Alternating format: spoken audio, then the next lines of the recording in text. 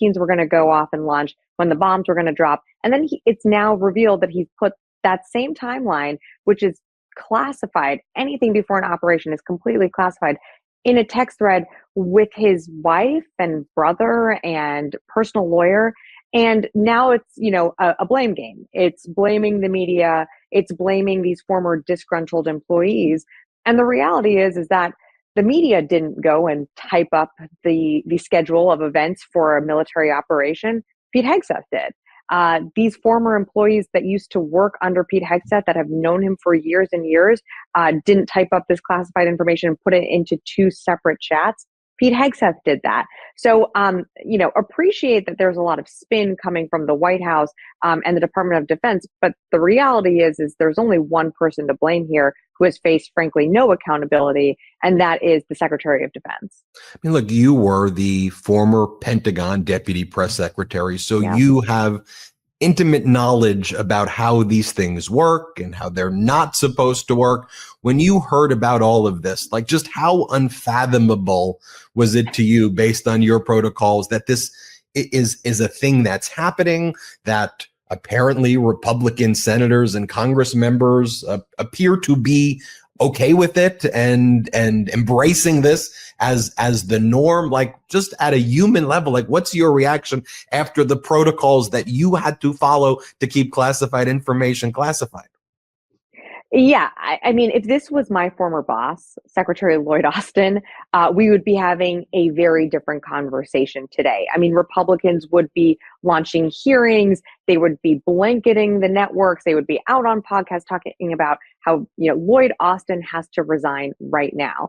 The reality is that no one wants to really go against Donald Trump. And, from my time at the Pentagon, I was there when we conducted our first operations against the Houthis with partnered, allied nations. You never talk about an operation before it happens. And even when there were social media reports of, bombs being dropped in Yemen and people were showing videos of it, we would not confirm anything until we knew our fighter pilots were back and safe and the operation had concluded. Only then would we release information to the press about, type of aircraft that were used, types of munitions, how many targets, how many locations. But all of that before an operation is classified. And, just taking a step back for a minute, Secretary Hegseth is someone that has served our country. He was in the National Guard. He has received multiple awards. He talks about his military record all the time. I mean, if you look at his clips back in 2016, he's talking about how he has a secret clearance, a top secret clearance. Whenever you have clearances like that, you are trained. You go through multiple levels of training on how to protect an operation and how to protect classified information. And he literally did the opposite. He not only put all of that information about a military operation before it had happened into two separate unclassified text threads. What he did was he put American fighter pilots at risk. He put our sailors at risk in the Red Sea. And that is so dangerous. And truly, if this was any other Secretary of Defense under a Democratic administration, we would be having a very different conversation today.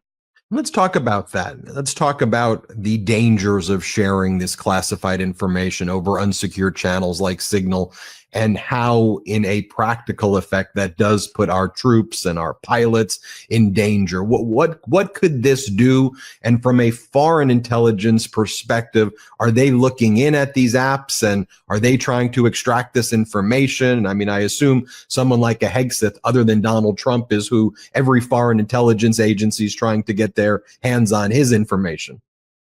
Yeah. So every single day, there are cyber hacking groups that are trying to get information on the US government.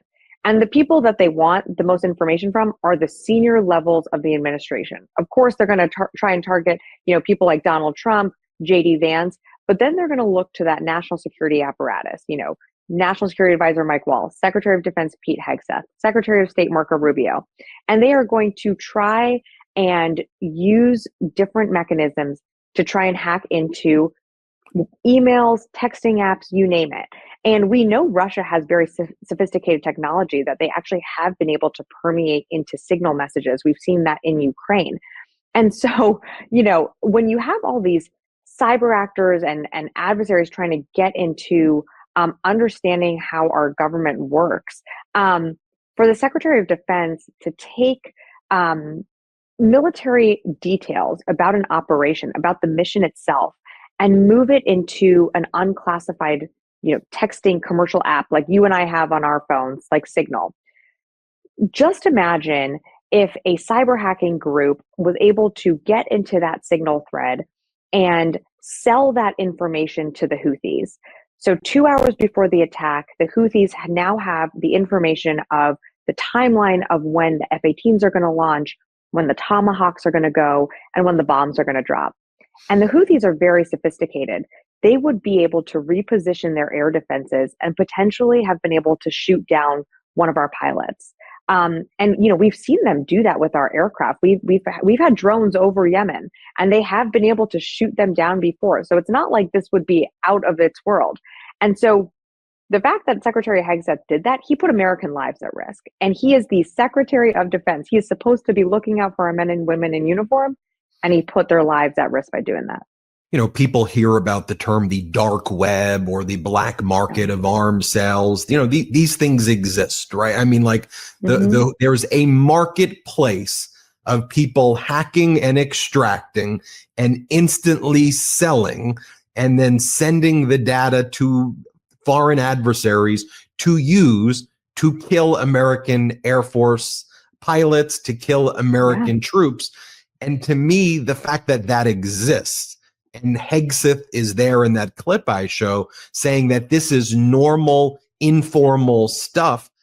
I think to myself, if you're a pilot right now and you're doing these missions, is this guy doing this all the time? What else is happening? And also, if you're the foreign adversary, you're saying, wow, this is a very vulnerable person. Let's invest more resources there. And so to me, that's why there are these calls when people are saying, this guy's got to go. This isn't a partisan Democrat. This guy's got to go. What do you make about those calls for Hegseth to resign? Right. This really shouldn't be a partisan issue. This actually should be a bipartisan issue. There should be calls from both sides of the aisle that this is not someone that was fit for the job. And what you alluded to right then and there was like the fact that he's using his phones. It's been reported that one was his personal phone that was being used. China, Russia, Iran, North Korea, these are all actors that are trying to get into your phones, and your personal phone is not as secure as a government one. And so just the recklessness that the Secretary of Defense has conducted himself and putting at risk the lives of our pilots, of our sailors in the Middle East. I am heartened to see that Rep. Don Bacon did call for Hegseth to step down. We have seen some calls for an investigation, but it's just not enough. This is really, I think, a real rallying moment for Democrats in particular, because while we don't hold the levers of government right now to launch congressional hearings, we do still have a voice, and we have to continue to voice our support for our military, for those families that are sending their loved ones overseas, conducting very dangerous missions. We are going to have your back, and we are going to hold this person accountable who put your son, your daughter, your husband, your wife, at risk. We're going to do that for you. What do you think should happen? What do you want to see happen? You think he should resign? I think, yes, he should resign, but I also think there should be an investigation. I mean, resignation is certainly one thing, but that doesn't actually get to the root of the problem of, how did this even happen? How many more text threads are there? What's been compromised? It was reported that there might be as much as 20 Signal threads that have been started on different operations. That is really problematic. But absolutely, it was the Secretary of Defense. It was Pete Hegseth who was at fault here. He was the one that put that classified information into the chats, both of them. So he should absolutely resign. You hearing anything from your counterparts in other countries? I mean, a lot of coordination has to take place with our allies, right? I mean, our strong allies in Canada, in the European Union, in the UK, in Australia. And the fact that Donald Trump is treating our adversaries better than our allies and how that impacts the sharing of intelligence and just the overall